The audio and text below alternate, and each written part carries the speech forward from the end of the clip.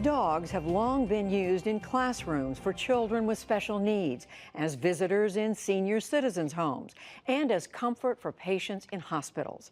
Now, canine companions are being used to help crime victims cope with the aftermath of violence and abuse. Special correspondent Kathleen McCleary has our story.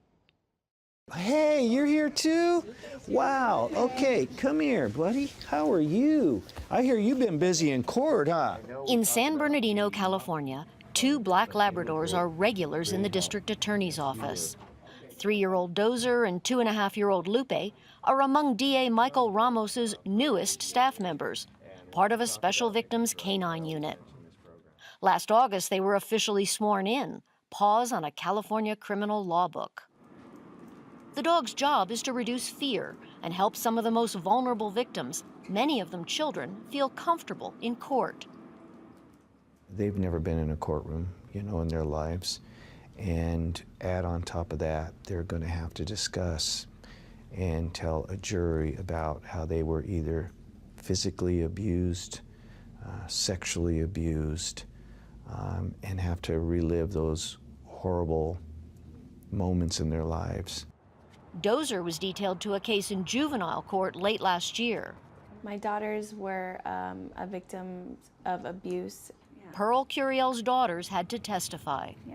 I felt nervous because the judge is right there, and you just look up at the judge and you think, I'm gonna freak out. I feel kind of scared, but once I saw Dozer with me, I wasn't scared anymore. I couldn't be right there where the mom is supposed to be. I couldn't hold my daughter and rub her back while she talked, But he was.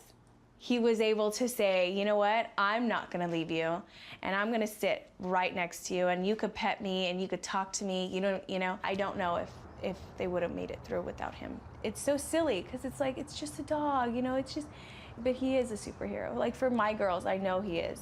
Dozer's handler, child advocate Jessica Scioli, believes the dog's support will have a long-term effect. Whenever a victim gives their testimony, they feel empowered. So I think the girls getting up there and telling their story and telling what happened is the first step in them being able to overcome the situation and become survivors. The other lab, Lupe, was tasked with calming 2 young boys, one allegedly abused by a relative. In April, the dog accompanied them on a mock run-through ahead of the actual trial. I had a rape case for a child that was raped from the time he was 4 to 10 and was all alone, couldn't tell anybody. It was very difficult for him to have to describe what he went through. The young victim was really nervous, really stressed. And Lupe, our dog, picked up on it and went up to him and nudged the young victim on the leg. The young victim started to pet the dog, rubbing his ears, and Lupe's, on him. And he was able to relax, didn't have the anxiety, and he was able to tell what happened to him.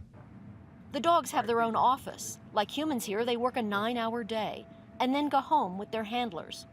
It cost about $80,000 to start up the facility dog program in San Bernardino. That includes a specially equipped van with windows that roll down if the temperature inside gets too hot, and water bowls that won't tip over. Officials expect the dogs to remain on the job for about 9 years. Judges have to approve before a dog can come to court. The jury's told in advance that the dog will be sitting here in the witness box, sight unseen, and defense attorneys have the chance to object. Do you ever hear that the dog might be able to create some sort of sympathy for the victim? Is that a concern? That was a concern. In fact, there's been briefs written and motions written by attorneys, by district attorneys' offices when that issue comes up. Once everybody gets comfortable with this whole new process, I don't think you're going to have that issue. Because even the defense bar, all they want is the truth as well, and so do the courts. Last year, Dozer and Lupe were deployed to the scene of the terrorist attacks in San Bernardino, along with 2 English Labrador retrievers. Wally and Giovanni had recently joined the FBI as the Bureau's first crisis response canines. They comforted victims and families and helped relieve stress when employees returned to work a month later. Assistance Dogs of the West in Santa Fe, New Mexico breeds and trains the dogs. They've placed 15 in judicial districts and have at least 8 more in the pipeline. They also provide dogs to individuals and organizations, but courthouse work is growing, says Executive Director Linda Milanese. We realized that this was an area that was really exploring something new, that had the potential to reach a lot of people, and that was really making a new map in the world in the judicial system. Most courthouse dogs are labs and golden retrievers, bred for good health and an even temperament. Intensive training starts early with lots of hands-on attention. Get it? Professionals work with them one-on-one, often in public places. The dogs learn about 90 complex tasks. Children ages 8 to 18 teach them commands too. Honey Pie, come.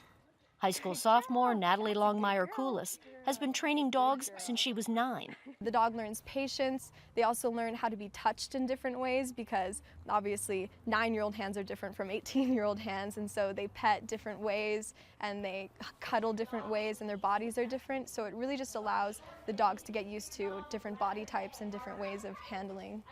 Having the dogs being trained by students, one of the outcomes is they all learn to listen to little voices. Jill Felice founded Assistance Dogs of the West. All of you guys can get your leash. She says the key to instilling calm and trust is simple science. Dogs actually help us release oxytocin, which is the calming hormone and the bonding hormone. And when you are able to have that hormone going through your body as opposed to the stress hormone cortisol, it's much easier to tell your story. After nearly 2 years of study, the dogs move on. Distinguished graduates. Love story actress and animal lover Ally McGraw presided over this year's commencement ceremony, celebrating 12 four-legged graduates. Among them were the FBI dogs, Wally and Giovanni, who flew in from Washington for the festivities, and a Labradoodle named Zeus, who's headed to Veterans Court in Albuquerque to work with vets with combat injuries. McGraw believes the courthouse dog program uses compassion to promote justice. I'm so moved, especially in this crazy, often negative-sounding world that we fear-driven that we're in now, when I see that a few people can change the lives for the good of everybody involved. And I think it gives me hope. For the PBS NewsHour, I'm Kathleen McCleary in Santa Fe, New Mexico.